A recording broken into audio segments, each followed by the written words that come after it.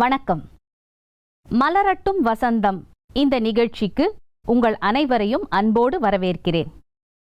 அரபிந்தோ அவர்கள் கூறும் பொழுது கூறுவார், தீய எண்ணங்களை நல்ல எண்ணங்களாக மாற்றுங்கள், தீய சொற்களை நல்ல சொற்களாக மாற்றுங்கள் என்று கூறுவார்கள். செல்ஃப் மேனேஜ்மெண்ட் அல்லது சுய மேலாண்மை பற்றி தெரிந்து கொள்ள அனைவருக்கும் ஆவலாக இருக்கும். இன்று நாம் இதை பற்றி தான் தெரிந்து கொள்ள இருக்கிறோம். இதை பற்றி நமக்கு எழும் அத்தனை கேள்விகளுக்கும் பதிலளிக்க வருகிறார் நமது பிரம்மகுமாரர் சகோதரர் டாக்டர் பாண்டியமணி அவர்கள். இவர்கள் கடந்த 40 ஆண்டு காலமாக ராஜ்யோகாவை பயின்றும் பயிற்றுவித்தும் வருகிறார்கள். பிரம்மாகுமாரி இயக்கத்தின் வேல்யூ எஜுகேஷன் துறையின் இயக்குனராய் இருக்கிறார்கள். வணக்கம் பிரதர். வணக்கம். ஓம் சாந்தி. ஓம் சாந்தி. சுய மேலாண்மைக்கான பண்புகள் என்று நம்பிக்கை, உற்சாகம், ஏற்றுக்கொள்ளும் திறன், தொலைநோக்கு பார்வை மற்றும் இரக்கம் என்று பார்த்தோம். இதற்கான தகுதிகள் என்னென்ன? இதில் நாம் முக்கியமாக 8 தகுதிகளை பற்றி பார்க்கின்றோம். அதில் முதல் 4 பகுதிகளை இன்னைக்கு பார்ப்போம். மீதி அடுத்த நிகழ்ச்சியில் நாம் பார்ப்போம். அதில் முதலாவதாக வருவது சம நோக்கு பார்வை. நம்மளுடைய பார்வை என்பது சம நோக்காக இருக்க வேண்டும். எந்த ஒரு வேறுபாடும் இல்லாமல், உயர்வு தாழ்வு இல்லாமல் நம்மளுடைய பார்வையானது இருக்க வேண்டும். இரண்டாவது தொலைநோக்கு பார்வை. நாம் எப்பொழுதுமே நிகழ்காலத்தை மட்டும் பார்க்காம தொலைநோக்கோடு நாம் பார்க்க வேண்டும் என்பது இரண்டாவது. மூன்றாவதாக சுதந்திர உணர்வு. ஏனென்றால் ஒவ்வொரு மனித ஆத்மாக்களும் கூட தான் சுதந்திரமாக இருக்கவே விரும்புகின்றார்கள். ஆனால் பல காரணங்களால் அவங்க ஏதோடு ஒன்றோட அட்டாச் ஆகிடுறதுனால தான் பல பிரச்சனைகளுக்கு வழிவகுக்கின்றது. அதனால் மூன்றாவதாக உள்ளது சுதந்திர உணர்வு. இந்த சுதந்திர உணர்வு ஒரு அடிப்படை உணர்வாக இருக்கின்றது. நாம் ஏதோ ஒரு காரணத்தினால, இந்த உடலை சார்ந்து விடுகின்ற காரணத்தினால, நம்மளுடைய உறவு முறைகளை சார்ந்து விடுகின்ற காரணத்தினாலையும், சுற்றுப்புற சூழலை சார்ந்து விடுகின்ற காரணத்தினாலேயும் நாம் அடிமைப்பட்டு விடுகின்றோம். அதிலேருந்து நம்மளை நாம் விடுவித்து கொள்வது இந்த சுதந்திர உணர்வுக்கு அத்தியாவசியமாக இருக்கின்றது. நான்காவதாக நாம் பார்க்க போவது நகைச்சுவை உணர்வு. நம்மளுடைய வாழ்க்கையில் நகைச்சுவை என்பது இன்றியமையாததாக இருக்கின்றது. நாம் அந்த உணர்வையும் பெற வேண்டியது அத்தியாவசியமாக இருக்கின்றது. நீங்கள் கூறியது போல சமநோக்கு பார்வை அப்படி என்றால் என்ன?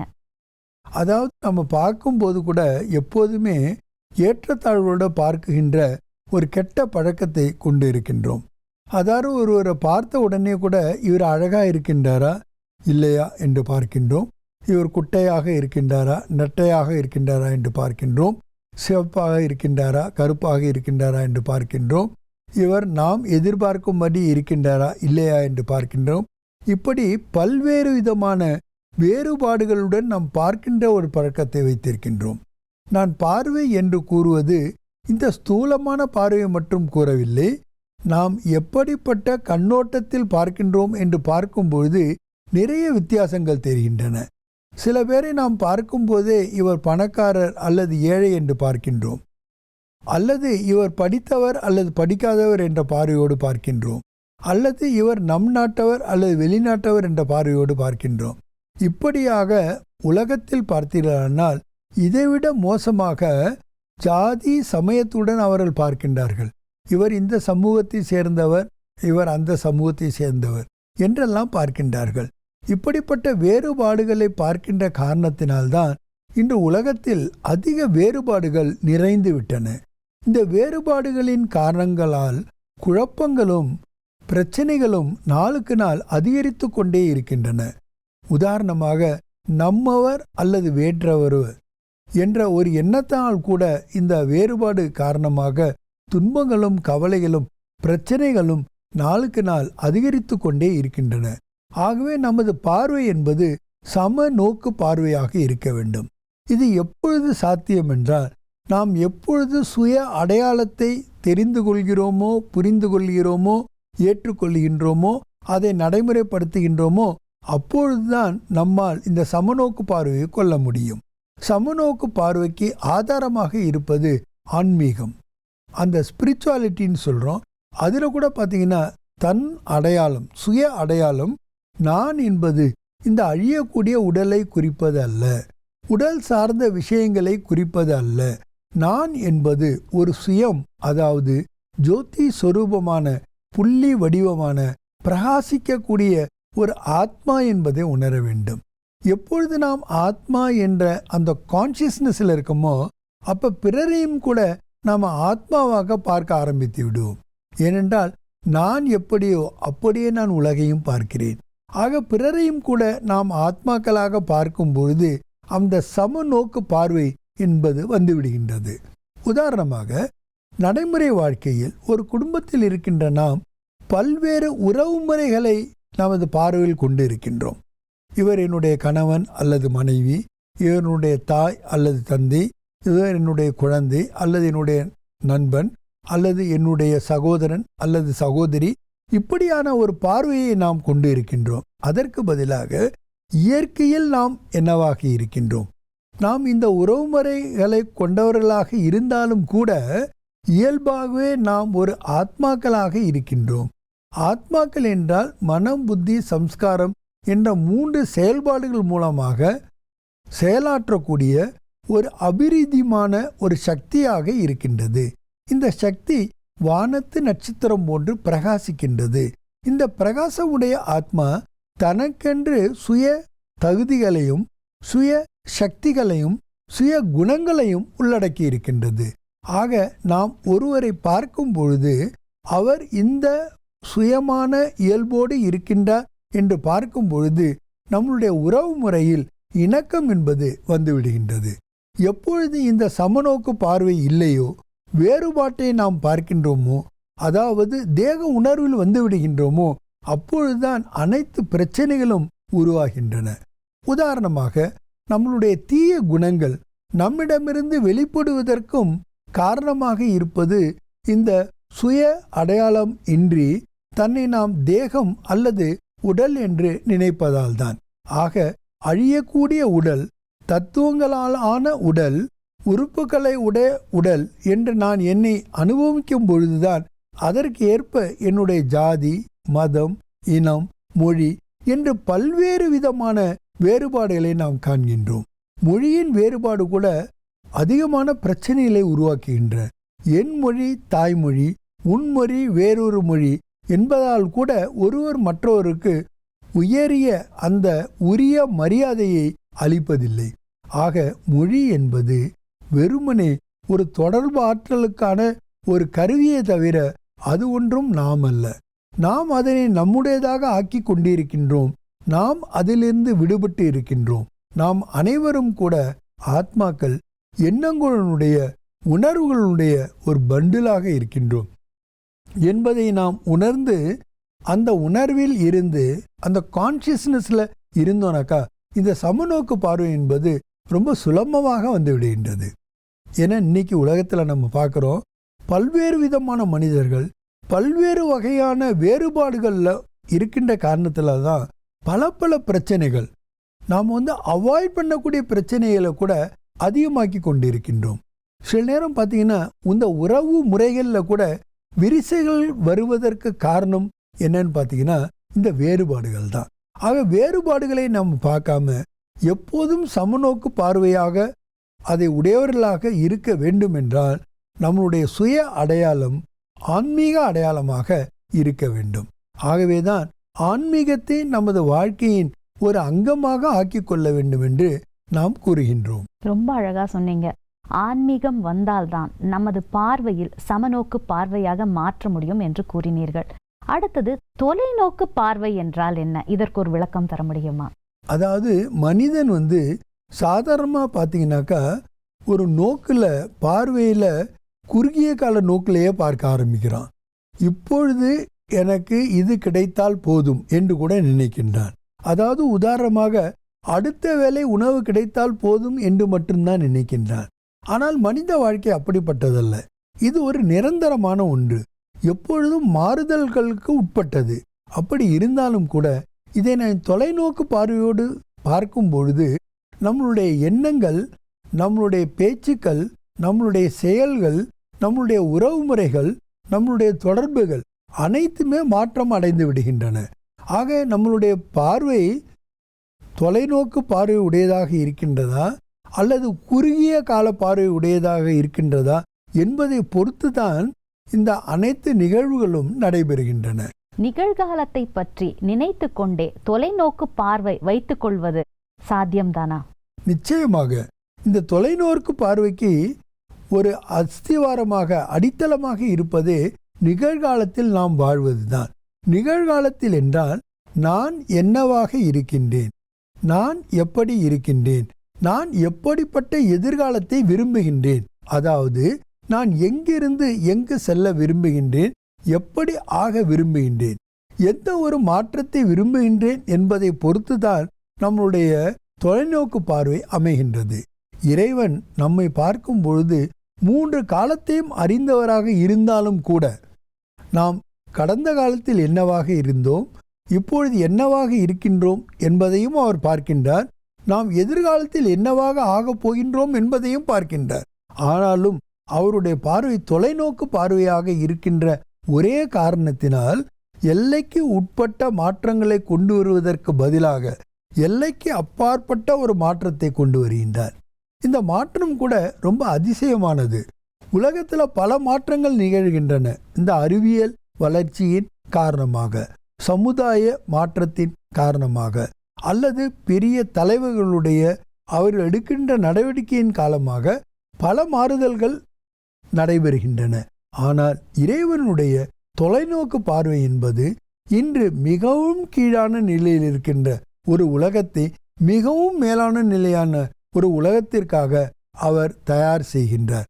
அதாவது நமது கான்ஷியஸ்னஸ், உணர்வுகளில் ஒரு மாற்றத்தை கொண்டு வருகின்றார். நம்ம தேக உணர்வில் இருந்த நம்மளை ஆன்மீக உணர்வில் கொண்டு வருகின்றார். அந்த ஆன்மீக உணர்வில் வரும்பொழுது தான் நமக்குள்ள சமநோக்கு பார்வை என்பதும் வருகின்றது, தொலைநோக்கு பார்வை என்பதும் வருகின்றது. உதாரணமாக இன்றைய குடும்பத்தில் நாம் இருக்கிறோன்னா அந்த குடும்பத்தினர் நன்றாக இருக்க வேண்டும் என்று நினைக்கின்றோம். என்னுடைய தாய் தந்தை, என்னுடைய உற்றார் உறவினர்கள், என்னுடைய குழந்தைகள், இவர்கள் நன்றாக இருக்க வேண்டும். இவைகளை ஒரு ஜென்மத்திற்கு மட்டுமல்ல, பல ஜென்மத்திற்கு, அதாவது வம்சாவளியே நன்றாக இருக்க வேண்டும் என்று கருதுபவர்கள் கூட பற்றின் காரணமாக நிறைந்த செல்வத்தை அவர்கள் ஈட்டுகின்றார்கள், சேர்த்து வைக்கின்றார்கள். இதன் காரணமாக அனைவருக்கும் கொடுக்கக்கூடிய அந்த சொத்தானது ஒரு இடமே குவிந்து விடுகின்றது. ஆனால் எப்பொழுது நாம் ஆன்மீக பார்வை உடையவர்களாக ஆகின்றோமோ அப்பொழுது தொலைநோக்கு பார்வையுடன் பார்க்கும்பொழுது எல்லோரும் எல்லாமும் பெற வேண்டும், இங்கு இல்லாமை இல்லாத நிலை வேண்டும் என்ற ஒரு கொள்கையை நம்முள் கொண்டு வந்து விடுகின்றோம். ஆக குறுகிய கால வட்டத்திற்குள் இல்லாமல் ஒரு பெரிய வட்டமாக, உலகத்தையே ஒரு குடும்பமாக கருதுகின்ற இந்த வாய்ப்பு என்பது தொலைநோக்கு பார்வையின் மூலமாகத்தான் நமக்கு கிடைக்கின்றது. ஆக ஆன்மீக வளர்ச்சியை நாம் பெறும்பொழுது ஆன்மீக கண்ணோட்டம் உடையவராக, ஆன்மீக மனப்பாங்கு உடையவராக நாம் ஆகும் பொழுது இந்த சமநோக்கு பார்வை மட்டுமல்ல, தொலைநோக்கு பார்வையையும் நம்முடையதாக நாம் ஆக்கிக் கொள்ளுகின்றோம். அடுத்தது, நீங்கள் கூறும் பொழுது சுதந்திர உணர்வு ஏற்படுத்தி கொள்ள வேண்டும் என்று கூறினீர்கள். அப்படி என்றால் அதற்கு விளக்கம் என்ன? அதாவது நான் ஆத்மா வரும்போது தனியாகத்தான் வந்தேன், போகும்போது கூட நான் தனியாகத்தான் போயணும். என்னதான் நாம் உறவு முறைகளில் சிக்கொண்டாலும் சரி, நடைமுறை வாழ்க்கையில் பல விஷயங்களெல்லாம் நாம் மாட்டிக்கொண்டாலும் சரி, இந்த சுதந்திர உணர்வு என்பது இயற்கையானதாக இருக்கின்றது. ஏனென்றால் நான் ஆத்மா, அது உயிர், இந்த உடலிலிருந்து கூட விடுபட்டு இருக்கின்றேன். இப்பொழுது நாம் இந்த உடலோடு இணைந்துவிட்ட ஒரு காரணத்தினால், இந்த தேக சம்பந்தங்களோடு இணைந்துவிட்ட காரணத்தினால் நம்மால் இந்த சுதந்திர உணவை பெற முடியாமல் போகின்றது. எப்பொழுது இந்த சுய அடையாளத்தின் ஆதாரத்தில் என்னை நான் ஒரு உயிராக உணர்கின்றேனோ, ஏற்றுக்கொள்கின்றேனோ, அப்பொழுது என்னுடைய சுதந்திர உணர்வு என்பது வெளிப்படுகின்றது. தேகத்திலிருந்து நான் விடுதலை அடைகின்றேன். பிறகு தேக சம்பந்தங்களிலிருந்தும் விடுதலை அடைகின்றேன். இந்த பதார்த்தங்களிலிருந்தும் விடுதலை அடைகின்றேன். அந்த விடுதலை உணர்வானது ஆத்மா தன்னுடைய இயல்பான குணங்களையும் சக்திகளையும் வெளிப்படுத்துவதற்கு ஒரு உறுதுணையாக இருக்கின்றது. ஆகவேதான் நாம் கூறுகின்றோம், இந்த சுதந்திர உணர்வை நாம் பெற வேண்டுமே தவிர எக்காரணம் கொண்டும் எக்காலத்திலும் நாம் அடிமைப்பட்டவர்களாக இருக்கக்கூடாது. ஒருவர் நகைச்சுவை நிறைந்தவராக இருப்பது இந்த சுய மேலாண்மைக்கு தேவைதானா? நிச்சயமாக. சில பேர் பார்த்திங்கன்னா எப்போ பார்த்தாலும் ஒரு இறுக்கமான மனநிலையில் இருப்பாங்க, அல்லது ஒரு டென்ஷனில் இருப்பாங்க. அந்த மாதிரி நம்ம எப்போதுமே இருக்கக்கூடாது. அது நம்மளுடைய இயல்பான தன்மையே கிடையாது. இயல்பான தன்மைக்கும் செயற்கையாக நாம் வெளியிலேருந்து பெறுகின்ற தன்மைக்குமே நிறைய வித்தியாசம் இருக்கின்றது. நாம் இயற்கையாகவே பார்த்திங்கன்னா புன்சிரிப்பு நிறைந்தவர்கள் தான். இப்போ நீங்கள் கோயிலுக்கு போகிறீங்க, தேவி தேவனுடைய முகத்தை பார்க்குறீங்க, அவங்களுடைய படங்களை பார்க்குறீங்க. அவங்களுடைய படங்கள்லாம் எப்படி இருக்குது? எல்லாம் சிரித்த முகமாக தான், சிரித்த முகமாக இருக்கிறது. ஒரு சீரியஸாக இருக்கிறது இல்லை, டென்ஷனோடு இருக்கிறது இல்லை. காரணம் என்னென்னா, அப்படிப்பட்டவர்கள் அப்படிப்பட்ட நகைச்சுவை உணர்வோடு தான் வாழ்ந்து கொண்டிருந்தார்கள். அதுதான் நம்ம பார்க்குறோம். இந்த சிருஷ்டி சக்கரத்தில் சொல்லுகின்ற இந்த சக்கரத்தில் ஒரு பாதி, அதாவது பிரம்மாவனுடைய பகல் என்று கூறப்படுகின்ற 2 யுகங்கள்லையும் நாம் மகிழ்ச்சியானவர்களாக தான் இருந்தோம். ஏன்னா நம்ம எல்லைக்கு உட்பட்டவர்களாக இல்லை. அதான் மெயின் காரணம். அங்கே குடும்பங்கள் இருந்தது, சுற்றுப்புற சூழல் இருந்தது, நாம் அங்கே அரசாட்சியும் பண்ணிட்டு தான் இருந்தோம். ஆனாலும் கூட நமக்குள்ள எல்லைக்கு உட்பட்ட தன்மை இல்லை. காரணம், அங்கே சுய அடையாளம் கரெக்டாக இருந்தது. நாம் இந்த அழியக்கூடிய உடல் அல்ல என்ற உணர்வு அவங்களுக்கு இருந்தது. அதனால் அவங்க எப்போதுமே மகிழ்ச்சியாக இருந்தாங்க. ஆனால் இன்றைக்கி நம்மகிட்ட இருக்கக்கூடிய ஒரு சவால் என்னென்னா, நாம் அதே ஆத்மாக்கள் இந்த உடலில் இருந்தாலும் கூட உடலினுடைய கட்டுப்பாட்டில் உணர்வில் நாம் அடிமைப்பட்டு விட்டோம். அந்த அடிமைப்பட்டு விட்ட காரணத்தினால தான் இந்த தீய குணங்கள், விகாரங்கள் நமக்குள்ளே பிரவேசமாயிட்டு. எப்போ இந்த விகாரங்கள் அல்லது தீய குணங்கள் பிரவேசமாகிவிடுகின்றதோ அதுதான் நம்மளை ரொம்ப டிஸ்டர்ப் பண்ணிடுது. இப்போ சீரியஸாக இருக்க வேண்டிய அவசியமே கிடையாது. ஏனென்றால் நம்ம வாழ்க்கை ஏற்கனவே நிர்ணயிக்கப்பட்ட வாழ்க்கை. நம்மளுடைய பாத்திரம் என்பது நிர்ணயிக்கப்பட்டது. நாம் இவ்வளோ காலம் வாழணுங்கிறது நிர்ணயிக்கப்பட்டது. நம்ம பிறந்த பிறகு பிறப்பது எப்படி அறுதியாக கூறப்படுகின்றதோ அதே மாதிரி பிறந்த ஒவ்வொருவரும் கூட கண்டிப்பாக இறக்க வேண்டும் என்பதும் நிர்ணயிக்கப்பட்ட ஒன்று தான். ஆனால் எப்போ நாம் இறப்போம், எப்படி இறப்போம், அது நமக்கு தெரியாது. ஆனால் அது தெரியாமல் இருக்கிறது கூட ஒரு நல்லது தான். நம்மளுடைய நாடக பாத்திரத்தில் நாம் நடித்து கொண்டு இருந்தாலும், நமக்கென்று ஒரு குறிப்பிட்ட பாத்திரம் இருந்தாலும் கூட இந்த பாத்திரத்தில் நாம் எவ்வளோ காலம் என்னவாக நடிக்க வேண்டும் என்பது நமக்கு தெரியாமல் இருக்கின்றது. ஆக எதிர்காலம் என்பது நம்மளுடைய கட்டுப்பாட்டில் இருப்பதல்ல, நம்மளுடைய விருப்பத்திற்கு ஏற்ப அது நடப்பதும் அல்ல. ஆனால் அதுவும் கூட அத்தியாவசியமான ஒன்றுதான். அப்படி இருக்கும் பொழுதுதான் நமது வாழ்க்கையில் ஒரு த்ரில்லிங் இருக்கிறது, நாம் வாழ்க்கையில் ஒரு பொருள் இருக்கின்றது, நாம் வாழ்வதற்கு ஒரு அர்த்தமும் இருக்கின்றது. ஆகவேதான் இந்த உலக நாடக சக்கரத்தை படைத்த இறைவன் மிக அறிவாளியாக இருக்கின்றான். அவன் அப்படிப்பட்ட ஒரு படைப்பை படைக்கின்றான். அது நமக்கு எப்பொழுதுமே மகிழ்ச்சியை கொடுப்பதாக, சுகத்தினை கொடுப்பதாக, அமைதியை கொடுப்பதாக அமைந்திருக்கின்றது. ஆனால் இதுவே இயற்கையாக ஆனாலும் கூட இன்று மனிதன் ஏன் குழப்பத்தில் இருக்கின்றான், ஏன் கவலைகளை கொண்டு இருக்கின்றான், ஏன் துக்கத்தில் ஆழ்ந்திருக்கின்றான், ஏன் பிரச்சனைகளை நாளுக்கு நாள் அதிகமாக்கி கொண்டு இருக்கின்றான், ஏன் டென்ஷனில் இருக்கான் அப்படின்னு பார்த்தீங்கன்னா, இதுக்கு எல்லாம் மூல காரணம் நம்மளுடைய அறியாமை தான். அந்த அறியாமையை நீக்குவதற்காக தான் ஞான சொரூபமான இறைவன் ஞான சூரியனாக வெளிப்படுகின்றான். எப்பொழுது சூரியன் வெளிப்படும் பொழுது இரவு அகற்றப்பட்டுவிட்டதோ அதே போன்று இந்த ஞான சூரியன் வந்த பிறகு அஞ்ஞானம் என்ற இருள் நீங்கி விடுகின்றது. எப்பொழுது மெய்ஞானம் நமக்கு கிடைத்து விடுகின்றதோ நமது வாழ்க்கையில் நாம் மகிழ்ச்சி நிறைந்தவர்களாக ஆகிவிடுகின்றோம். ஆக சுய மேலாண்மை பண்புகளில் முக்கியமான 4 தகுதிகளாக இன்று நாம் பார்த்தது: முதற்கண் சம நோக்கு பார்வை, 2வது தொலை தூர பார்வை, 3வது சுதந்திர உணர்வு, 4வது நகைச்சுவை உணர்வு. மேற்கொண்ட 4 தகுதிகளை பற்றி அடுத்த நிகழ்ச்சியில் நாம் பார்ப்போம். சிலர் என்ன நினைக்கிறாங்கன்னா, தியானம் செய்தால் ரொம்ப சீரியஸ் மென்டாலிட்டியா ஆயிடுவாங்க அப்படின்னு நினைக்கிறாங்க. நீங்க இந்த நகைச்சுவை உணர்வை தியானத்தின் மூலமாக வளர்த்து கொள்ள முடியுமா? அதாவது இந்த ராஜயோக தியானம் என்பது ராஜயோக கல்வியை தான் நாம் கூறுகின்றோம். ஆக இந்த ராஜயோக கல்வியின் மூலமாக நாம் நம்மை உணரும் பொழுது, அதாவது நமது சுய அடையாளத்தை நாம் தெரிந்து கொள்ளும் பொழுது கூட நாம் இந்த நகைச்சுவை உணர்வோடு தான் இருக்கின்றோம். ஏனென்றால் இதில் முக்கியமாக நமக்கு அளிக்கப்படுகின்ற ஒரு கருத்து என்னவென்றால், இந்த உலக நாடகம் என்பது ஏற்கனவே நிர்ணயிக்கப்பட்ட ஒன்று. இந்த நிர்ணயிக்கப்பட்ட டிராமாவில் நம்முடைய பாத்திரத்தை நாம் சிறப்பாக நடத்த வேண்டுவதுதான் இப்பொழுது நம்மளிடம் இறைவன் எதிர்பார்க்கின்ற ஒன்று. ஆக இறைவனுடைய துணையோடு நாம் நமது பாத்திரத்தை சிறப்பாக செய்யும்பொழுது இதில் எந்த விதமான ஒரு டென்ஷனோ அல்லது குழப்பமோ அல்லது கவலைகளோ கிடையாது. ஏனென்றால் இந்த ஆன்மீக அறிவானது நமக்கு உணர்த்துவதே என்னவென்றால், கடந்த காலத்தை மறந்து விடுங்கள். அது எப்படிப்பட்டதாக இருந்தாலும் சரி, எவ்வளவு மோசமானதாக இருந்தாலும் சரி, அது நமக்கு தீமையை விளைவித்து இருந்தாலும் கூட அவைகள் இப்பொழுது நமக்கு எந்த பிரயோஜனமும் படப்போவதில்லை. ஆகவே கடந்தவைகளை மறந்து விடுங்கள். இரண்டாவது, எதிர்காலத்தை பற்றி நீங்கள் பயம் கொள்ளாதீர்கள்.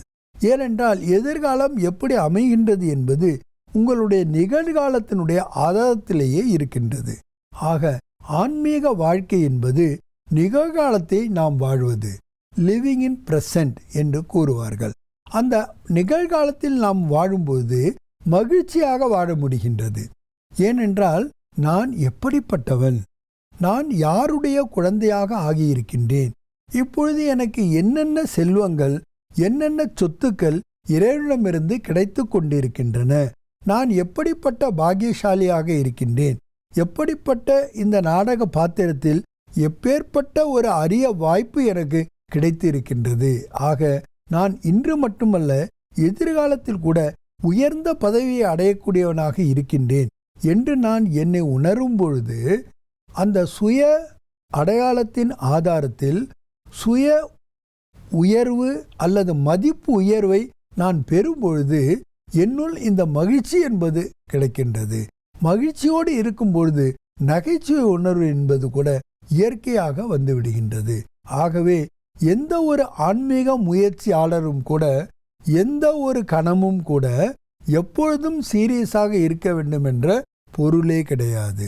அதற்கான அவசியமும் கிடையாது. ஏனென்றால் நடைமுறை வாழ்க்கையில் நாம் பார்க்கின்றோம், நமது வாழ்க்கை நகைச்சுவை உணர்வு மிக்கதாக இருந்தால்தான் நமது வாழ்க்கையில் ஒரு பொருள் இருக்கிறது என்பது அவசியமாக இருக்கின்றது. இந்த நிகழ்ச்சியில் மிக அற்புதமாக சுய தலைமை பண்பிற்கான தகுதிகளை பற்றிய ஒரு விளக்கத்தை அளித்தீர்கள். இந்த நிகழ்ச்சிக்கு வந்தமைக்கு மிக்க நன்றி. வணக்கம். நன்றி, வணக்கம். என்ன நேயர்களே, இந்த நிகழ்ச்சியை பார்த்தீர்களா? இந்த நிகழ்ச்சியில் நாம் சுய தலைமை பண்பிற்கான தகுதிகளை பற்றி பார்த்தோம். தொடர்ந்து தியானம் செய்து வந்தால் நமது சமநோக்கு பார்வையானது அதிகரிக்கிறது, நமது சுதந்திர உணர்வும் அதிகரிக்கிறது, தொலைநோக்கு பார்வையும் நமக்கு அதிகரிக்கிறது, மேலும் நமக்குள் இருக்கும் நகைச்சுவை உணர்வும் வெளிவருகிறது. இந்த நிகழ்ச்சி இதோடு நிறைவு பெறுகிறது. மற்றொரு நிகழ்ச்சியில் மீண்டும் சந்திக்கலாம்.